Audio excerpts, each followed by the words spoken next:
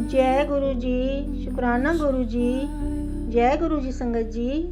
आज हम गुरु जी की असीम कृपा से श्री शिव महापुराण की विदेश्वर संहिता का 10वां अध्याय सुनेंगे। ओम श्री गणेशाय नमः। ओम श्री गणेशाय नमः। गुरुर्ब्रह्मा गुरुर्विष्णु गुरुर्देवो महेश्वरः। गुरुर्ब्रह्मा गुरुर्विष्णु गुरुर्देवो महेश्वरः। गुरुर्साक्षात् परब्रह्म तस्मै श्री गुरवे नमः। गुरुर्साक्षात् परब्रह्म तस्मै श्री गुरवे नमः। सृष्टि स्थिति आदि 5 कृत्यों का प्रतिपादन, प्रणव एवं पंचाक्षर मंत्र की महत्ता, ब्रह्मा विष्णु द्वारा भगवान शिव की स्तुति तथा उनका अंतर्धान होना। ब्रह्मा और विष्णु बोले, हे प्रभु, हम दोनों को सृष्टि आदि 5 कृत्यों का लक्षण बताइए। शिवजी बोले, मेरे कृत्यों को समझना अत्यंत गहन है, तथापि मैं कृपापूर्वक तुम दोनों को उनके विषय में बता रहा हूँ।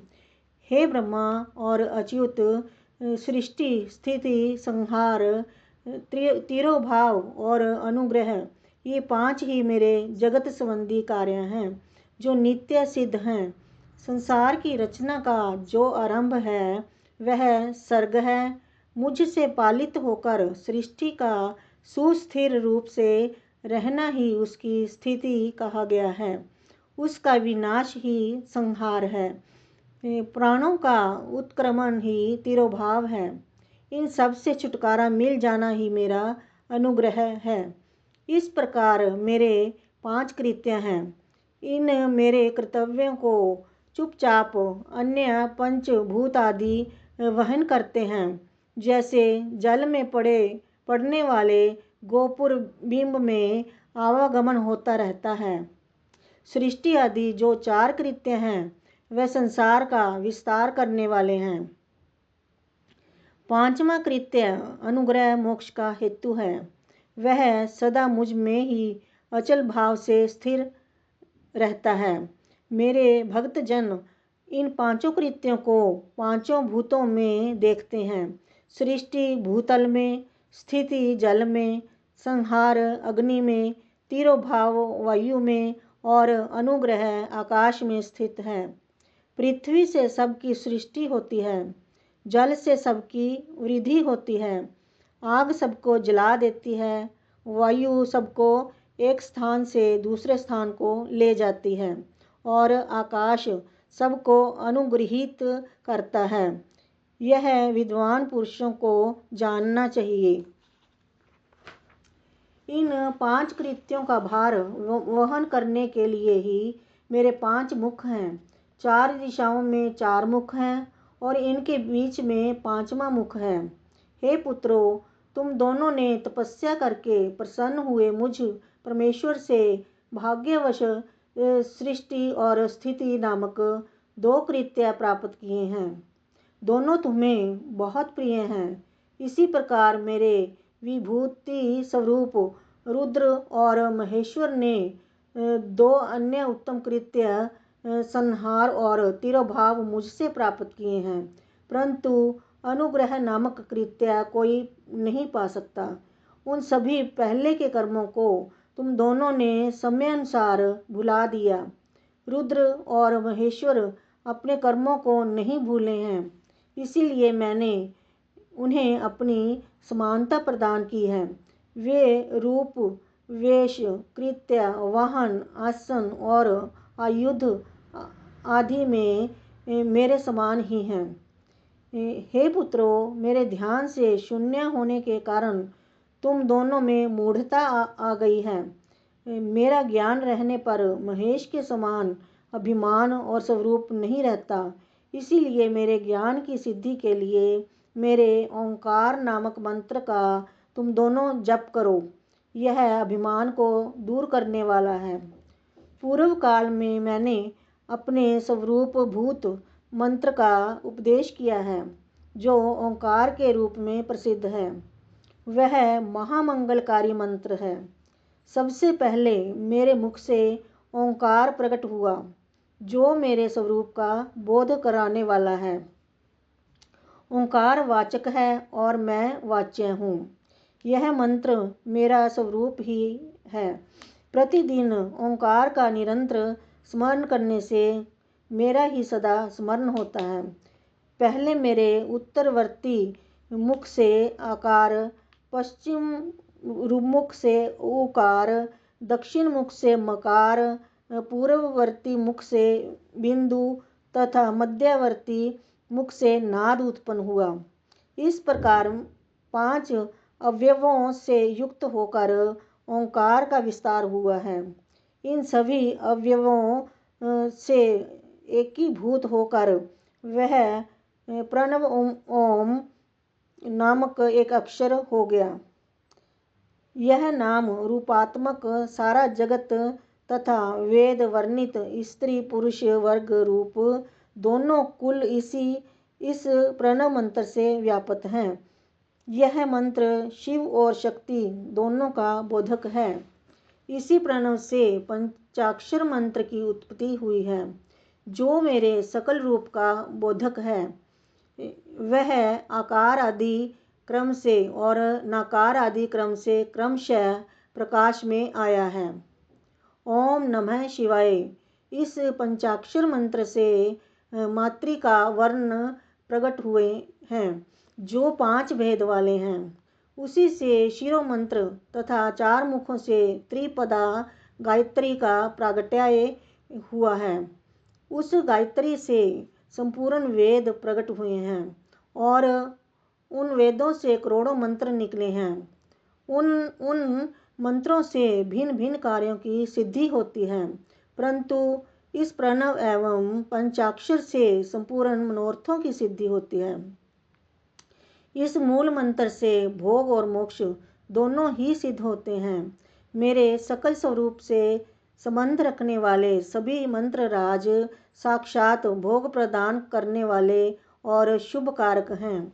नंदीकेश्वर बोले, तदनंतर जगदम्बा पार्वती के साथ बैठे हुए गुरुवर महादेव जी ने उत्तराभिमुख बैठे हुए ब्रह्मा और विष्णु को पर्दा करने वाले वस्त्र से आच्छादित करके उनके मस्तक पर अपना कर कमल रखकर धीरे धीरे उच्चारण करके उन्हें उत्तम मंत्र का उपदेश दिया।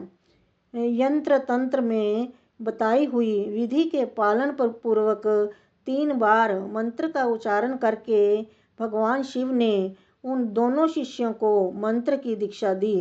तत्पश्चात उन शिष्यों ने गुरु दक्षिणा के रूप में अपने आप को ही समर्पित कर दिया और दोनों हाथ जोड़कर उनके समीप खड़े हो उन सदैव श्रेष्ठ जगत गुरु का स्तवन किया। ब्रह्मा और विष्णु बोले, हे प्रभो, आप निष्कल रूप हैं, आपको नमस्कार है। आप निष्कल तेज से प्रकाशित होते हैं। आपको नमस्कार है। आप सबके स्वामी हैं। आपको नमस्कार है। आप सर्वात्मा को नमस्कार है, अथवा सकल स्वरूप आप महेश्वर को नमस्कार है। आप प्रणव के वाच्यार्थ हैं। आपको नमस्कार है। आप प्रणव लिंग वाले हैं। आपको नमस्कार है। सृष्टि, पालन, संहार, तिरोभाव और अनुग्रह करने वाले आपको नमस्कार है। आपके 5 मुख हैं। आपको नमस्कार है। पंच ब्रह्म स्वरूप 5 कृत्य वाले आपको नमस्कार है। आप सबके आत्मा हैं, ब्रह्म हैं। आपके गुण और आपकी शक्तियाँ अनंत हैं। आपको नमस्कार है। आपके सकल और निष्कल 2 रूप हैं। आप सद्गुरु एवं शंभु हैं। आपको नमस्कार है। इन पद्यों द्वारा अपने गुरु महेश्वर की स्तुति करके ब्रह्मा और विष्णु ने उनके चरणों में प्रणाम किया। ईश्वर बोले, हे वत्सो, मैंने तुम दोनों से सारा तत्व कहा और दिखा दिया। तुम दोनों देवी के द्वारा उपदिष्ट प्रणव ओम, जो मेरा ही स्वरूप है, का निरंतर जप करो। इसके जप से ज्ञान, स्थिर भाग्य, सब कुछ सदा के लिए प्राप्त हो जाता है। आर्द्रा नक्षत्र से युक्त चतुर्दशी को प्रणव का जप किया जाए तो वह अक्षय फल देने वाला होता है। सूर्य की संक्रांति से युक्त आर्द्रा नक्षत्र में एक बार किया हुआ प्रणव जप कोटि गुणे जप का फल देता है। मृगशिरा नक्षत्र का अंतिम भाग तथा पुनर्वसु का आदि भाग पूजा, होम और तर्पण आदि के लिए सदा आर्द्रा के समान ही होता है। यह जानना चाहिए। मेरा या मेरे लिंग का दर्शन प्रभात काल में ही प्रातः तथा संगम मध्याह्न के पूर्व काल में करना चाहिए। मेरे दर्शन पूजन के लिए चतुर्दशी तिथि निशीथ व्यापिनी अथवा प्रदोष व्यापिनी लेनी चाहिए, क्योंकि प्रवर्तिनी अमावस्या तिथि से संयुक्त चतुर्दशी की ही प्रशंसा की जाती है। पूजा करने वालों के लिए मेरी मूर्ति तथा लिंग दोनों समान हैं।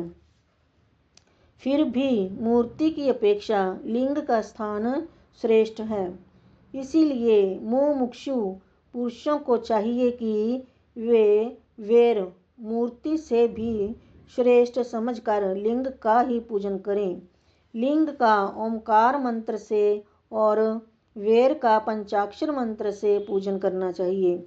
शिवलिंग की स्वयं ही स्थापना करके अथवा दूसरों से भी स्थापना करवाकर उत्तम द्रव्यमय उपचारों से पूजा करनी चाहिए। इससे मेरा पद सुलभ हो जाता है। इस प्रकार उन दोनों शिष्यों को उपदेश देकर भगवान शिव वहीं अंतर्धान हो गए। इस प्रकार श्री शिव महापुराण के अंतर्गत प्रथम विदेश्वर संहिता में ओंकार उपदेश का वर्णन नामक 10वां अध्याय पूर्ण हुआ। जय गुरु जी। ओम नमः शिवाय। शिव जी सदा सहाय। ओम नमः शिवाय। गुरु जी सदा सहाय। जय गुरु जी।